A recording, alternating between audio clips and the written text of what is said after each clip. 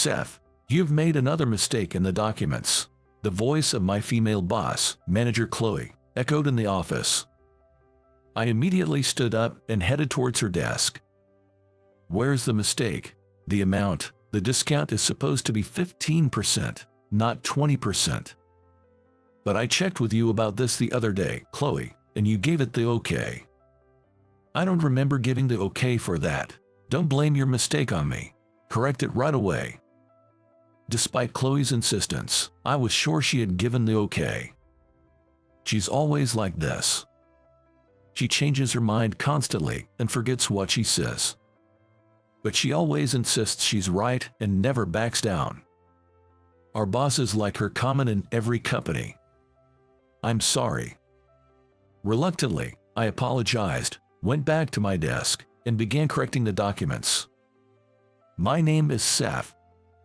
I'm 38, single, with no girlfriend. I work in sales at a cosmetics manufacturer. The cosmetics industry is predominantly female, and so is our company, with women making up 70% of the staff. There's a deep reason why I entered this industry. When I was a college student, my mother, who raised me single-handedly, passed away. She had worked at a cosmetics counter in a department store for many years, always meticulously made up every day before work. Even when her illness worsened and she was hospitalized, she never missed her daily makeup routine. When I put on my makeup and see my done-up face, it really boosts my confidence and makes me feel so happy," my mother used to say. Looking at a reflection in the large hand mirror, that's what my mom would say. Makeup isn't just for showing off to someone else. It's for women to have confidence in themselves and to live each day joyfully. My mother loved her job. She worked with conviction and pride. I wanted to be involved in the cosmetics work that my mother loved so much. Even now, 15 years after she passed away and I joined this company, I can't forget the smile on my mother's face, happy to see her made-up face in the mirror. Just as my mother said, I want to help many people enjoy makeup. That's what I think about as I work. The job is fulfilling and fun, but my manager Chloe has always been a thorn in my side. She is 42, 4 years my senior, and had been in a different department up until 3 months ago when a personnel transfer made her my supervisor. Since then, she's taken every chance to scold me, sometimes even with a mean spirit. She's married and likes to poke fun at me for being single. "It's concerning to be single at 38. Do you have a personality defect or something?" she said to me once. "That's none of your business and quite rude, don't you think?" I retorted, but she wouldn't listen. "What's that tone? I'm just stating facts. Are you talking back to your boss?" I was just dumbfounded by her audacity. One night, like always, Chloe ordered me to work overtime, and I was left alone in the office late into the night. The work she dumped on me was voluminous, and it was deep into the night before I knew it, with the last train almost due. "Oh no, it's so late. I can't stay here all night. I need to get home before the trains stop." In a rush, I closed up the office and headed to the nearest station. When did it start raining? Good thing I brought my fold-up umbrella. With my umbrella up, I hurried to the station and bumped into someone at the ticket gate. "Sorry." "No, my fault, I'm sorry," the woman I bumped into replied. The person I bumped into was a woman in her 30s, wearing a suit, drenched from head to toe. She must have been caught in the rain without an umbrella. As I went through the gate, an announcement indicated the last train had just left. I was so close, yet I didn't make it. No choice but to leave the station and head for the taxi stand. There, the woman I had bumped into earlier was walking in the same direction. When I got in line for a taxi, she lined up right behind me. Her hair was dripping wet, and she looked very cold. I wanted to do something for her but had no towel to offer, so I stood there, feeling concerned but helpless. When my turn came, and the taxi arrived, I addressed the woman behind me. "If you'd like, please go ahead of me." "Really? Are you sure?" "Yes, you're so drenched, You should get home quickly." "Thank you so much." She bowed deeply and got into the taxi. Watching the taxi drive away, I hoped she wouldn't catch a cold. A few days later, as usual, I arrived at work only to be greeted by Chloe shouting, "Seth, because of you, an important deal has been ruined." "What happened?" "Don't play dumb. The materials you prepared were for the wrong product." Theo from the client side was furious. "But I'm sure I prepared the exact materials for the product you told me, Chloe."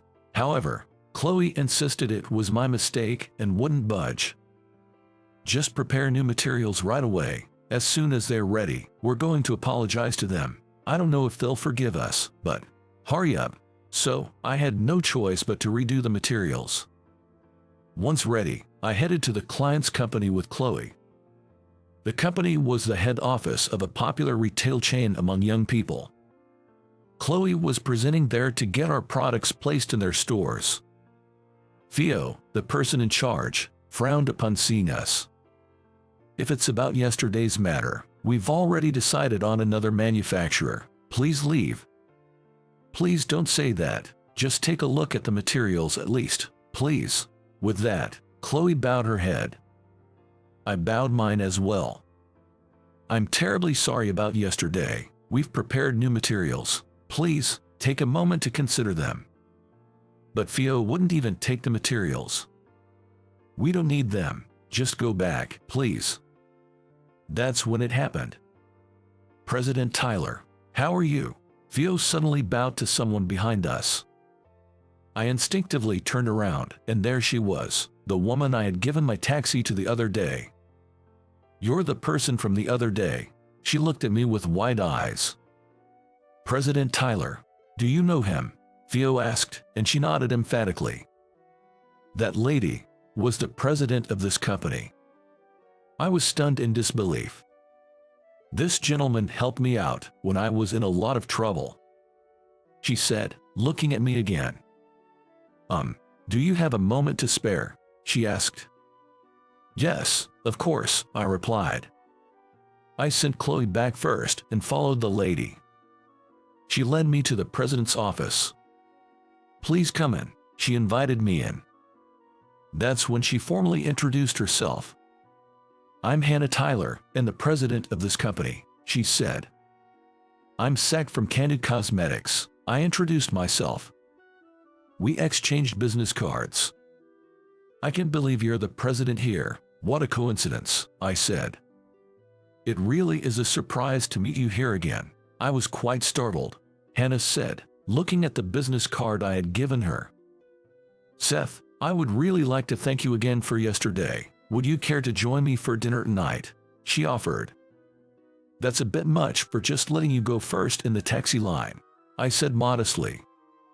"No, it's not an exaggeration at all. I was caught in the rain unexpectedly that day and was so embarrassed to be soaking wet. Thanks to you, I was able to get home quickly, and it really helped me out. Please, let me treat you to dinner, just this once." She insisted with such sincerity that I found it hard to refuse. And after all, she was the president of a crucial business partner. Reluctantly, I accepted her dinner invitation. I returned to my company, finished my work on time, and went to the meeting place. According to Chloe, Hannah looks to be in her 30s but is actually 45 and single. She started her own company when she was young and has grown it significantly, a true career woman. The restaurant she had chosen was an upscale French restaurant. After giving my name, I was led to a private room where Hannah was already waiting. "I apologize for keeping you waiting." "No, I just got here myself." "I'm honored to be invited to such a nice place." "No worries. I'm the one who should be thankful to you, Seth. It's just a token of my gratitude." Gratitude? For something as simple as giving up my spot in the taxi line. As I voiced my confusion, her expression turned a bit sad. "Let's order something to drink and toast. While we eat, let's talk at our leisure." With that, I ordered red wine from the server. Hannah chose a white wine. Before long, our drinks and dishes arrived, and we toasted. The food was exquisitely flavored, like nothing I'd ever eaten before. At first, Hannah made light small talk, but eventually, she started explaining why she was so grateful to me. My mother had been hospitalized with a stroke, and on the day I met you, I got a call from the hospital that she was critical. I was at work but rushed out in a panic. Then it started to rain. I didn't have an umbrella and didn't want to waste time buying one at a convenience store, so I ran to the station in the rain. That's when she bumped into me. She missed the last train and ended up in line for a taxi. In hindsight, I should have taken a taxi from the start, but I was so flustered at the time. She said with a rueful laugh. But thanks to you letting me go first for the taxi, I was able to be there for my mother's last moments. If I had been a bit later, I wouldn't have made it. Thanks to you, I was able to talk to her and say what I needed to. She continued and took a handkerchief from her purse to dab away the tears welling up in her eyes. I'm so sorry to hear that. I don't even know the right words to offer my condolences. I was stunned to learn that my simple act of giving up a taxi had allowed her to be with her parent in their final moments. At the time, I was only worried she might catch a cold from being so drenched, but knowing now that something much more serious was happening, I'm truly glad I didn't go ahead of her that day. Anyway, I really can't thank you enough, Hannah said, bowing deeply. No, I really didn't do anything significant, but if it's okay with you, may I know about what kind of person your mother was? I asked. Her eyes, wet with tears, lit up as she looked at me. Would you really like to know? She asked. Yes, of course, I would love to know, I encouraged her. Then Hannah shared detailed memories of her mother. Her family lost her father early on, and her mother raised her single-handedly. I could really empathize with her situation because it was just like mine. Her mother was apparently a nurse.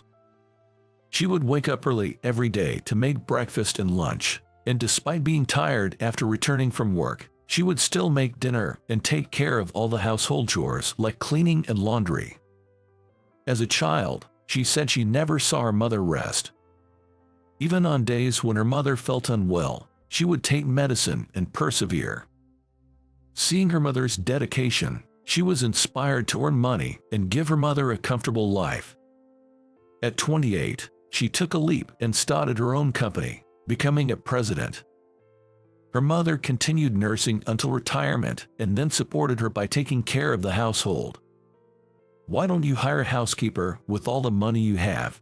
I enjoy taking care of you, her mother would say, continuing to do the housework. She was an excellent cook, and her homemade dishes were delicious. Hannah, busy with her work after becoming president, never had the chance to learn cooking from her mother. For Hannah's sake, her mother had written down secret recipes in a notebook. You're not good at cooking, right? That's why I've written down recipes for various dishes in this notebook. From lasagna that you've always loved, to mashed potatoes, to chili con carne, everything you need to know to make them is right here. Thank you, Mom. After her mother fell ill with a stroke, she was unconscious and unable to communicate. But on the day she rushed to the hospital drenched from the rain, after receiving the critical notice. Mom, it's Hannah. Can you hear me? When she spoke, her mother opened her eyes and looked at her. She couldn't speak, but it seemed like she was listening to her daughter's voice. I believe my voice reached my mother in that moment, she said. Her mother had shed a single tear upon hearing her voice. I'm really glad I was able to express my gratitude to my mother for everything, she said as she dabbed her tears with a handkerchief. Hearing her story, I couldn't help but be reminded of my own mother and inadvertently began to cry as well. Seeing this, Hannah said with a voice full of tears, Seth, you're such a kind person. No, I replied. It's just that my mother also raised me by herself and passed away when I was in college, so I can really sympathize. Is that so? Please, tell me about your mother as well, she encouraged. Encouraged by her, I talked about my own mother. She listened empathetically. Then she said, Seth, I'd really like to stock your company's products in our stores. But Theo said he's already decided on another company. I can make space for it. That's within the president's discretion. Oh, but this isn't mixing personal with business. Actually, I've been personally interested in your products for a while. Could we talk about your cosmetics another time? Really? Thank you so much. This is how I managed to secure a new contract. And since it's with a popular chain store, it's bound to significantly boost our sales. When I later reported this to Chloe, she looked frustrated and said, "Seth, you did better than I expected." After that, Hannah and I went out to eat together several times, and we hit it off and started dating. She is 7 years older than me, but you wouldn't know it from her youthful beauty. She's a bit strong-willed, but also has a kind heart. I fell for her completely. And 6 months after we started dating, I gathered my courage and proposed to her. Of course, she said yes. When I handed the wedding invitation to Chloe, she was so shocked her eyes nearly popped out. Wait, you and the president are getting married. What's going on?" I didn't ask Chloe to give a speech at the wedding because I wasn't sure what she would say, so I asked the department head, Thomas, instead.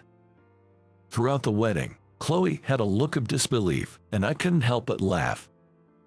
Later, I transferred to my wife's company, became the head of the cosmetics division, and worked on developing collaboration products with famous manufacturers. Fate works in mysterious ways, and as I reflect on this, I continue to enjoy every moment with my wife.